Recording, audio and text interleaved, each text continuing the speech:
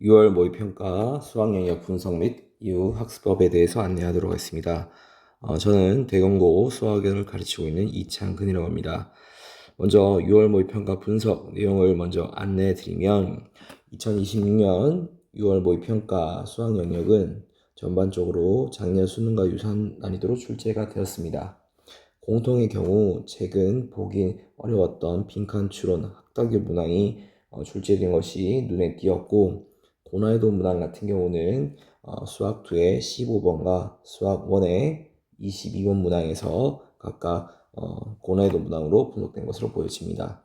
선택 과목 같은 경우 확률과 통계, 기하는 작년과 크게 다르지 않게 출제되었고, 미적분의 경우 28번, 30번 문항이 고난이도 사고를 요구하는 문항으로 체감 난이도가 다소 높았을 것으로 보여집니다. 먼저 공통 과목 같이 보도록 하겠습니다. 수학 1, 수학 2는 각각 표와 같이 출제가 되었고, 전반적으로 기존 기출을 이용해서 출제된 것을 확인할 수 있었습니다. 수학 1의 경우는 12번과 같이 신유형 무형 문항, 수학 2는 15번처럼 함수의 그래프 개형을 활용한 문항이 등장하면서 중위권 학생들의 경우 시간 운영상에서 다소 빠듯했을 것으로 보여집니다. 특히 이전에는 수학 1 수열 문항이 15번 문항, 수학 2 적분 문항이 22번에 주로 배치되었지만, 이번에는 그렇지 않게 배치되어 수험생들 입장에서는 다소 낯설게 느껴졌을 것 같습니다. 이러한 부분에서 수능에서도 문항 배열이 유연해질 수 있다는 점을 인지하고 대비할 필요가 있어 보입니다. 먼저 수학 1의 경우는 새로운 문항에 대한 환상보다는 기출문항을 정확히 분류하고 체계적으로 학습한 것이 중요해 보이고, 수학 2 경우 기존의 기출문항과 유형이 비슷한 것이 두드러졌기 때문에 어떤 문항이 몇 번 출제되었는지 얽매이기보다 해당 문제를 정확히 인지하고 해결하는 실력을 키우는 것이 핵심이라 보여집니다. 또한 EBS 연계 교재에 대한 꼼꼼한 분석도 병행되어야 될 것으로 보여집니다. 다음으로 고난이도 문항을 같이 함께 보시면 수학 1의 경우 22번 문항에서 고난이도 문항으로 출제가 되었습니다. 이 문항의 경우는 지수함수에 대한 관계로서 기울기가 마이너스 1인 직선과 만나는 점 B, 대표적으로 자주 나오는 기울기 1이거나 마이너스 1인 직선의 위치 관계로부터 이를 활용한 문항으로 문제에서 요구하는 방향으로 접근을 하게 되면 충분히 해결할 수 있는 문항으로 보여집니다. 수학 2 같은 경우 문항 15번에서 고난이도 문항으로 보여지는데, 이 경우도 역시 우리가 통상적으로 미분 가능성을 논할 때 우미분계수를 할 수 있는 리미트 x가 a의 우극한으로 가까워질 때 이에 대한 극한값이 존재하기 위한 함수 fx의 그래프 개형을 추론함으로써 x 이퀄 1과 마이너스 1의 경계로 하여 나타나시는 두 함수의 그래프 개형이 문제의 조건 나를 만족시키는 그래프 개형을 찾아보자 것이 이 문제의 핵심 키워드였던 것 같습니다. 이에 대한 EBS 연계 문항을 보면 14번 문항의 경우는 작년 수능과도 비슷한 문항으로 이번 수능 특강 61쪽 4번 문항에서 출제된 문항과 유사한 것으로 보여집니다. 더불어 수학 2 같은 경우는 11번 문항 합당형 문항에서 기니디 문항에서 주어져 있는 위치와 속도 그리고 가속도에 대한 관계 문항이 수능특강 61쪽 7번 문항과 비슷한 문항으로 출제된 것을 확인할 수 있었습니다. 다음으로 선택 과목 다음 출제 유형을 먼저 확인을 해보시고 확률과 통계에 대해서 먼저 논해 보도록 하겠습니다. 확률 통계 같은 경우는 지난해 수능과 유사한 수준으로 출제가 되었고, 기출학습에 충실한 학생이라면 무난하게 접근했을 것으로 보여집니다. 특히 확률 통계는 계속 평이하게 출제된 기조를 보이고 있으므로 문제에 대한 유형화가 이루어진다면 문항에 대한 난이도가 어떤 형식으로 나오든 간에 충분히 접근을 해볼 수 있는 단어이라 볼 수 있습니다. 고난이도 문항의 경우는 30번 문항으로 지금 주어져 있는 함수 fx의 관계를 이용하여 이를 나열하고 이에 대한 중복조합을 활용한다면 충분히 해결할 수 있는 문항으로 보여집니다. 다음으로 미적분 같은 경우는 작년 수능보다 체감상 다소 어렵게 출제된 것으로 보여집니다. 사고력과 계산력을 동시에 요구하는 문항으로 중위권 학생의 경우는 28번, 29번, 30번 문항에서 시간이 많이 소요되거나 아니면 시도조차 못했을 가능성이 있어 보입니다.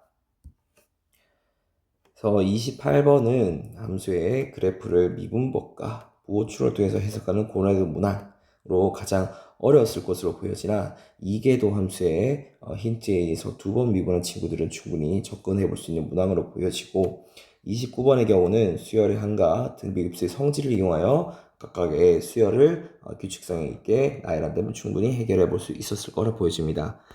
마지막으로 30번 문항이 조금 어려웠을 수 있는데 아래에 보이는 것 같이 고난이도 문항 분석에서도 체크해 볼 만한 문제인데 이 경우도 앞서 우리가 15번 문항에서와 비슷하게 함수의 그래프를 이용하여 개형을 이용하여 3차 함수 fx를 찾는 문항으로 문제에 주어진 조건 가와 나를 이용하여 최고차의 개수가 1인 3차 함수에 대한 형태를 추론한다면 충분히 도전해 볼 만한 문제라 보여집니다.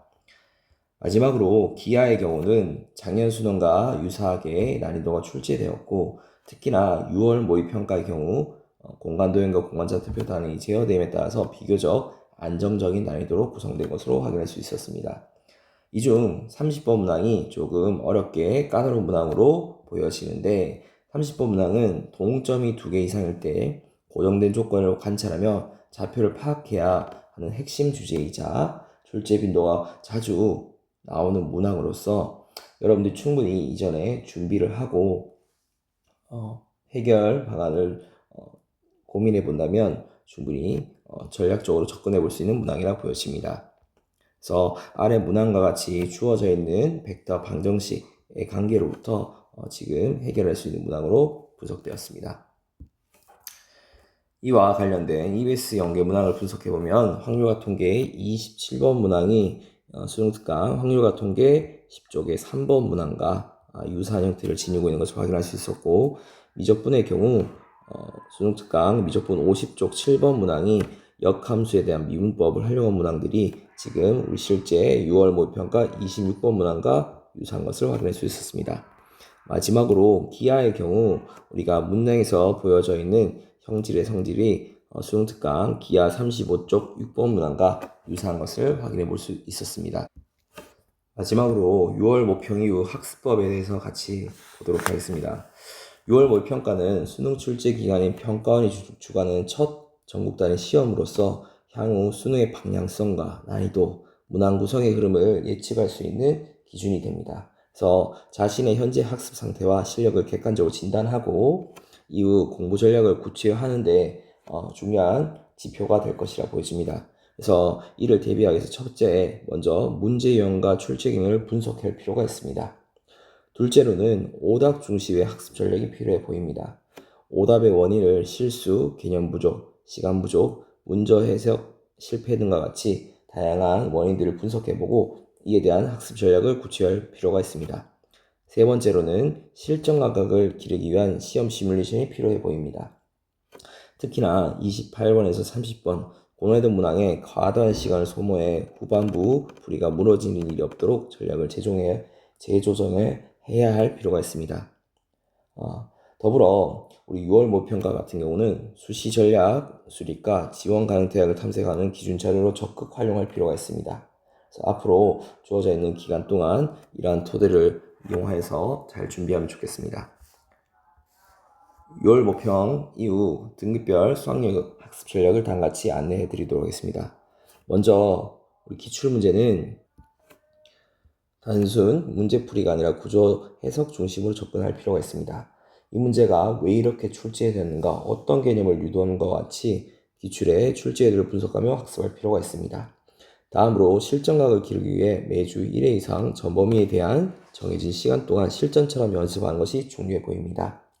마지막으로 전략 과목을 설정하고 수시 준비와 연계하는 작업이 필요합니다.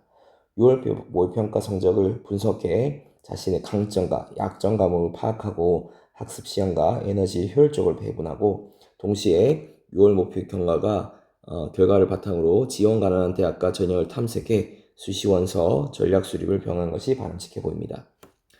다음으로 1등급에 해당하는 수준의 친구들이 이후 학습법에 대해서 말씀드리겠습니다. 고난이도 문항을 끝까지 파고드는 데 태도가 핵심으로 문제를 해결할 수 있는 능력뿐만 아니라 실수를 최소화하고 또한 문제를 깨뜨려 볼 수 있는 분석력을 기르는데 남은 기간 초점을 둬야 될 것 같습니다. 또한 책은 기출 문항을 주제별로 분류하여 고난이도 문항 기출 분석을 통해 이에 대한 대비가 필요해 보입니다. 다음으로 2, 3등급 학생에 대해서 안내드리겠습니다. 무엇보다 실수나 시간 부족이 반복되는 수험생의 경우 실수 방지와 문항 완성도를 높이고 고난이도 문항에 대해서 정답을 맞히는 것보다는 끝까지 읽고 논리적으로 판단하는 능력을 키우는 데 중점을 둬야 될 것 같습니다. 또한 실전 연습에서 1에서 12번 문항은 30분 내로 문항을 해결하여 추후에 고난이도 문항에 대한 충분한 시간 확보하는 훈련이 필요해 보입니다. 마지막으로 4, 5등급에 해당하는 친구들은 1에서 12번 문항을 안정적으로 완성하고 선택 과목의 2, 3점 문항을 완벽하게 마치는 데 첫 번째 목표를 두고 진행을 해야 될 것 같습니다. 더불어 학습은 1회독에 그치지 말고 3회독 이상 반복하는 구조로 구성의 패턴을 자연스럽게 익히면서 실전을 준비할 필요가 있습니다.